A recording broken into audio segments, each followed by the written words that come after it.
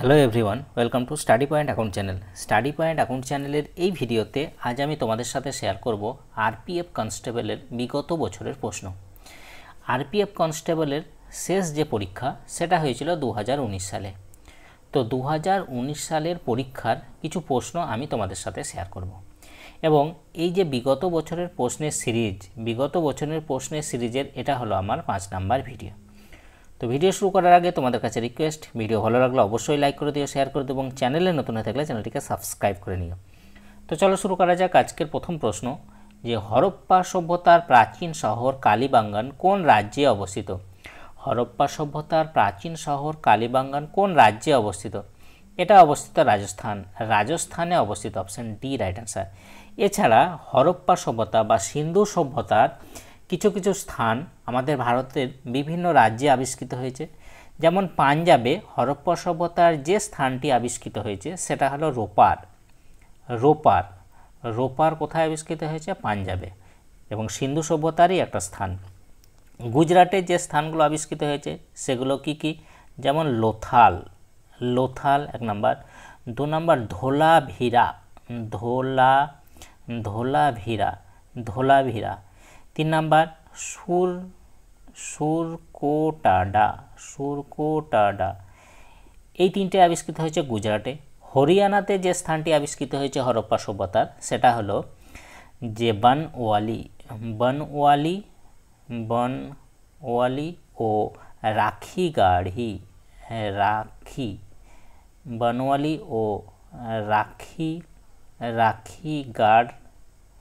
রাখিগাড়ি এই দুটি আবিষ্কৃত হয়েছে হরিয়ানাতে। নেক্সট, ভারতের কোন রাজ্যের লোকসভা আসনের সংখ্যা সবচেয়ে বেশি? ভারতের কোন রাজ্যের লোকসভা আসনের সংখ্যা সবচেয়ে বেশি? এটা হলো উত্তরপ্রদেশের লোকসভা আসন সবচেয়ে বেশি। উত্তরপ্রদেশের যে লোকসভা আসন সেটা কত? 80। উত্তরপ্রদেশের রাজ্যসভার আসন কত? সেক্ষেত্রে হবে 31, আর লোকসভা হলো 80। যদি বলা হয় ভারতের দ্বিতীয় কোন রাজ্যের লোকসভা আসন সব থেকে বেশি, প্রথম হলো উত্তরপ্রদেশে আসন সংখ্যা বেশি, দ্বিতীয় যদি বলা হয় সেক্ষেত্রে হবে মহারাষ্ট্রের যে লোকসভা আসন সেটা কত? 48। রাজ্যসভার যে আসন সেটা কত? সেক্ষেত্রে হবে 19। পশ্চিমবঙ্গের লোকসভা আসন কত? পশ্চিমবঙ্গের লোকসভা আসন হলো 42, রাজ্যসভার আসন হলো 16। বিহারের যে লোকসভা আসন, বিহারের লোকসভা আসন কত? 40, আর রাজ্যসভার আসন বিহারের কত? 16। নেক্সট, নিচের কোন রাজ্যটি মার্শাল আর্টের থাংটা শৈলীর জন্য বিখ্যাত? নিচের কোন রাজ্যটি মার্শাল আর্টের যে থাংটা শৈলী সেই শৈলীর জন্য বিখ্যাত? এটা হলো মণিপুর মার্শাল আর্টের থাংটা শৈলীর জন্য বিখ্যাত।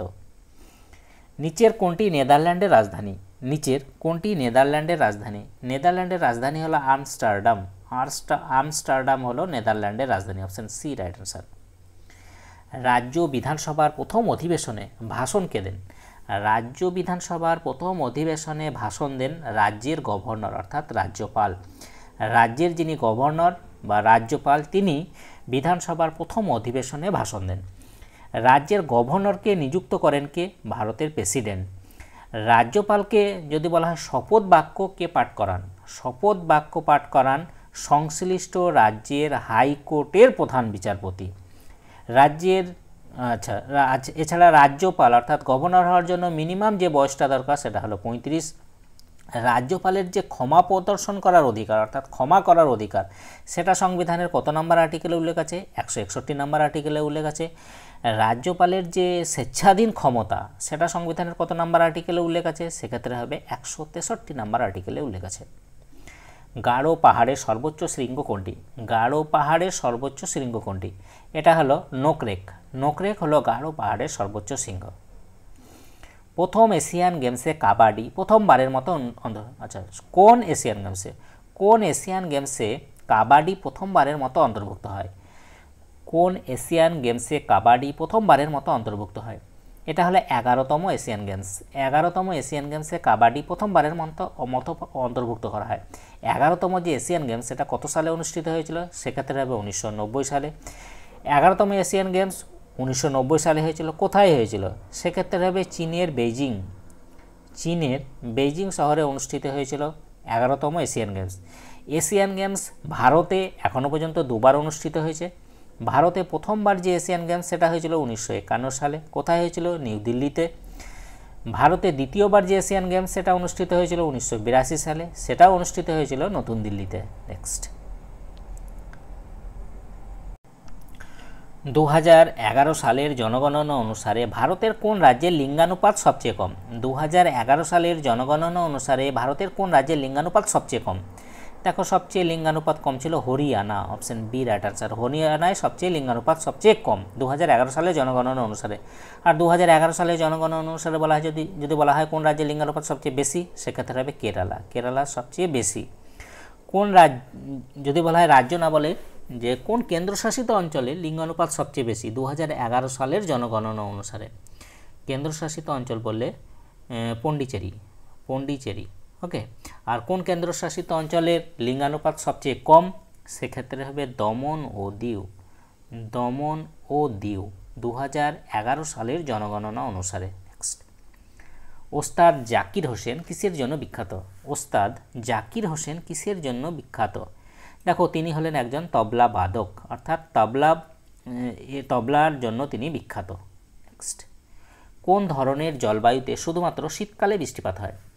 কোন ধরনের জলবায়ুতে শুধুমাত্র শীতকালে বৃষ্টিপাত হয়? এটা হয় ভূমধ্যসাগর যে জলবায়ু, সেই জলবায়ুতে কেবলমাত্র শীতকালে বৃষ্টিপাত হয়। কেরালার পালঘাটকে কোনটির সাথে সংযোগ করে? কেরালার যে পালঘাট পাস, সেটা পালঘাটকে কোনটির সাথে সংযোগ করে? এটা করে কোয়েম্বাটুরকে সংযুক্ত করে। Option D right answer. নিচের কোন দেবতাকে ঋগ্বেদে পুরন্দর বলা হয়েছে? নিচের কোন দেবতাকে ঋগ্বেদে পুরন্দর বলা হয়েছে? এটা বলা হয়েছে ইন্দ্র দেবতাকে। ঋগ্বেদে ইন্দ্র দেবতাকে পুরন্দর বলা হয়েছে। রোমান রিং নিচের কোন খেলার সাথে সম্পর্কিত? রোমান রিং নিচের কোন খেলার সাথে সম্পর্কিত? এটা হলো জিমন্যাস্টিক খেলার সাথে সম্পর্কিত Roman ring. Option D right answer. Sentinelese উপজাতি ভারতের কোন অঞ্চলে পাওয়া যায়? সেন্টিনালিজ উপজাতি ভারতের কোন অঞ্চলে পাওয়া যায়? এটা পাওয়া যায় আন্দামান দ্বীপপুঞ্জে পাওয়া যায়। নেক্সট, গোরখপুর নিচের কোন ভারতীয় রেলওয়ে বিভাগের সদর দপ্তর? আচ্ছা, গোরক্ষপুর যে জায়গা, সেটা নিচের কোন ভারতীয় রেলওয়ে বিভাগের সদর দপ্তর? এটা হলো উত্তর পূর্ব ভারতীয় রেলওয়ের সদর দপ্তর। এছাড়া ভারতের যে দীর্ঘতম রেল স্টেশন কোথায় দেখা যায়? এই গোরক্ষপুর রেল স্টেশন। নেক্সট, নিচের কোনটি ডেঙ্গু ভাইরাসের বাহক? ডেঙ্গু ভাইরাসের বাহক হলো স্ত্রী এডিস মশা ডেঙ্গু ভাইরাসের বাহক।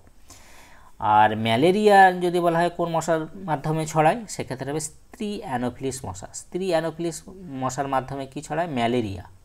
নেক্সট, একটা রাজ্যের গভর্নর অন্য রাজ্যের গভর্নর হিসাবেও কাজ করতে পারে। এটা সংবিধানের কততম সংবিধান সংশোধনের মাধ্যমে যুক্ত করা হয়েছে? একটা রাজ্যের গভর্নর অন্য রাজ্যের গভর্নর হিসাবেও কাজ করতে পারে, এটা সংবিধানে কততম সংবিধান সংশোধনীর মাধ্যমে যুক্ত করা হয়েছে? এটা করা হচ্ছে সপ্তম সংবিধান সংশোধনীর মাধ্যমে। Option B right answer. সপ্তম সংবিধান সংশোধনী কত সালে হয়েছিল? সেক্ষেত্রে হবে 1956 সালে হয়েছিল। এছাড়া এই যে 86তম সংবিধান সংশোধন, এটা কত সালে হয়েছে? এটা হয়েছে 2002 সালে। 42তম সংবিধান সংশোধনী কত সালে হয়েছে? 1976 সালে। 42তম সংবিধান সংশোধনীর মাধ্যমে মৌলিক কর্তব্যকে ভারতীয় সংবিধানে অ্যাড করা হয়েছে। এছাড়া ভারতের যে প্রস্তাবনা অর্থাৎ প্রিয়াম্বেল, প্রস্তাবনা এখনও পর্যন্ত একবারই সংশোধন করা হয়েছে, সেটা এই 42তম সংবিধান সংশোধনীর মাধ্যমে। এছাড়া 61তম সংবিধান সংশোধনী কত সালে হয়েছে? 1989 সালে। 61তম সংবিধান সংশোধনীর মাধ্যমে কি অ্যাড করা হয়েছে? যে আগে ভোটাধিকারের যে বয়স, মিনিমাম বয়স, সেটা ছিল 21 বছর, তো সেটাকে কমিয়ে 18 করা হয়েছে। কততম সংবিধান সংশোধনীর মাধ্যমে? 61তম সংবিধান সংশোধনীর মাধ্যমে। কত সালে? 1989 সালে। নেক্সট, সাহিত্য একাডেমি কয়টি ভাষায় পুরস্কার প্রদান করে? সাহিত্য একাডেমি কয়টি ভাষায় পুরস্কার প্রদান করে? এটা করে 24টি ভাষায় পুরস্কার প্রদান করে। Option C right answer. Sahitya Akademi কত সালে প্রতিষ্ঠিত হয়? 12ই মার্চ 1954 সালের 12ই মার্চ সাহিত্য একাডেমি প্রতিষ্ঠা হয়। এবং সাহিত্য একাডেমি পুরস্কার প্রথম কত সালে দেওয়া হয়, সেক্ষেত্রে হবে 1955 সালে প্রথম পুরস্কার দেওয়া হয়।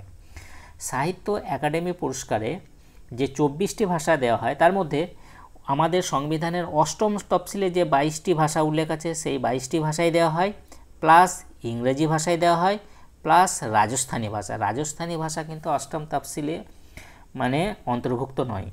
তো 8ম তফসিলে 22টি ভাষা তো অ্যাড করা আছে, সেই 22টি ভাষায় দেওয়া হয়, তার সাথে ইংরেজি দেওয়া হয়, তার সাথে রাজস্থানী, মোট 24টি ভাষায় সাহিত্য একাডেমি পুরস্কার প্রদান করা হয়। নেক্সট, সংবিধানের কোন অনুচ্ছেদে কন্ট্রোলার অ্যান্ড অডিটর জেনারেলের কার্যালয় প্রতিষ্ঠার কথা বলা হয়েছে? অর্থাৎ ক্যাগ এর প্রতিষ্ঠার কথা, কার্যালয় প্রতিষ্ঠার কথা বলা হয়েছে। এটা বলা হয়েছে ধারা 148 নম্বর ধারায়। নেক্সট, পন্ডিচেরি বিধানসভা কত সালে প্রতিষ্ঠিত হয়? পন্ডিচেরি যে বিধানসভা সেটা কত সালে প্রতিষ্ঠিত হয়? এটা প্রতিষ্ঠিত হয়েছিল 1963 সালে পন্ডিচেরি বিধানসভা প্রতিষ্ঠিত হয়। ডান্ডিয়া নিম্নের কোন রাজ্যের একটি ঐতিহ্যবাহী লোকনৃত্য? ডান্ডিয়া নিম্নের কোন রাজ্যের একটি ঐতিহ্যবাহী লোকনৃত্য? এটা হলো গুজরাটের একটা ঐতিহ্যবাহী লোকনৃত্য হলো ডান্ডিয়া। নিচের কোন কোষীয় অঙ্গাণু অ্যাডেনোসিন ট্রাইফসফেট এটিপি নিঃসরণ করে? নিচের কোন কোষীয় অঙ্গাণু অ্যাডেনোসিন ট্রাইফসফেট এটিপি নিঃসরণ করে? এটা করে mitochondria. Option D right answer. নিম্নের কোনটি প্রাথমিক সেক্টরের আওতায় আসে না? নিম্নের কোনটি প্রাথমিক সেক্টরের আওতায় আসে না? দেখো, মৎস্য প্রাথমিক সেক্টরের আওতায় আসে, পশুপালন প্রাথমিক সেক্টরের আওতায় আসে, বনসৃজন প্রাথমিক সেক্টরের অন্তর্গত, কিন্তু যেটা নয় প্রাথমিক সেক্টরে সেটা হলো তেল পরিশোধন, এটা কিন্তু প্রাথমিক সেক্টরের আওতায় আসে না। তাহলে অপশন ডি রাইট অ্যান্সার। ভারতের গ্রামীণ এলাকায় কোন ধরনের বেকারত্ব ব্যাপকভাবে পাওয়া যায়? ভারতের গ্রামীণ এলাকায় কোন ধরনের বেকারত্ব ব্যাপকভাবে পাওয়া যায়? এটা পাওয়া যায় ছদ্মবেশী বেকারত্ব। ছদ্মবেশী বেকারত্ব গ্রামীণ এলাকায় সবথেকে বেশি পাওয়া যায়। প্রথম জোট নিরপেক্ষ যে সম্মেলন সেটা কোথায় অনুষ্ঠিত হয়? প্রথম জোট নিরপেক্ষ সম্মেলন কোথায় অনুষ্ঠিত হয়? এটা অনুষ্ঠিত হয়েছিল বেলগ্রেড। যদি বলা হয় কত সালে, সেক্ষেত্রে হবে 1961 সালে প্রথম জোট নিরপেক্ষ সম্মেলন অনুষ্ঠিত হয়। বৌদ্ধ ধর্মের প্রবর্তক গৌতম বুদ্ধ নিচের কোন স্থানে জন্মগ্রহণ করেছিলেন? বৌদ্ধ ধর্মের প্রবর্তক গৌতম বুদ্ধ নিচের কোন স্থানে জন্মগ্রহণ করেছিলেন? তিনি করেছিলেন লুম্বিনী উদ্যানে তিনি জন্মগ্রহণ করেছিলেন। এছাড়া বোধগয়াতে তিনি নির্মাণ লাভ করেছিলেন।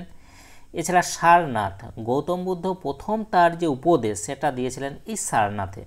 এই প্রশ্নটা বারবার আসে বিভিন্ন পরীক্ষায় যে গৌতম বুদ্ধ তিনি তার প্রথম যে উপদেশ সেটা কোথায় দিয়েছিলেন, সেক্ষেত্রে হবে সারনাথ। আর যদি বলা হয় শেষ উপদেশ কোথায় দিয়েছিলেন, সেক্ষেত্রে হবে বৈশালীতে দিয়েছিলেন শেষ উপদেশ, আর প্রথম উপদেশ দিয়েছিলেন সারনাথে। নেক্সট, নিউ ইয়র্ক সিটি কোন নদীর মোহনায় অবস্থিত? নিউ ইয়র্ক সিটি কোন নদীর মোহনায় অবস্থিত? এটা অবস্থিত হাডসন নদীর মোহনায়। Option B right answer. Hudson নদীর মোহনায় অবস্থিত নিউ ইয়র্ক সিটি। যোগের মূল গ্রন্থ যোগসূত্র কার দ্বারা লেখা হয়েছিল? যোগের মূল গ্রন্থ যোগসূত্র কার দ্বারা লেখা হয়েছিল? এটা লেখা হয়েছিল পতঞ্জলির দ্বারা লেখা হয়েছিল। Option A right answer. নিচের কোনটি সাতবাহন রাজবংশের রাজধানী ছিল? নিচের কোনটি সাতবাহন রাজবংশের রাজধানী ছিল? এটা ছিল পৈঠান ছিল সাতবাহন রাজবংশের রাজধানী। সাতবাহন বংশের প্রতিষ্ঠাতা কে ছিলেন? সেক্ষেত্রে হবে সিমুক ছিলেন সাতবাহন বংশের প্রতিষ্ঠাতা। নিচের কোন রাশি দুটির একক একই? নিচের কোন রাশি দুটির একক একই? এটা হলো গতি ও বেগ, এই দুটি রাশির একক একই। এদের যে একক সেটা কি? মিটার পার সেকেন্ড হলো বেগের যে একক। ওকে, তাই এই রাশি দুটির একক একই। তাহলে অপশান সি রাইট অ্যান্সার। তো এই ছিল আরপিএফ কনস্টেবলের বিগত বছরের কিছু প্রশ্ন। যদি তোমাদের ভিডিওটা ভালো লাগে অবশ্যই লাইক করে দিয়ে শেয়ার করে দেবো এবং চ্যানেলে নতুন হয়ে থাকলে চ্যানেলটিকে সাবস্ক্রাইব করে নিন। তাই যে পর্যন্তই, ওকে বাই।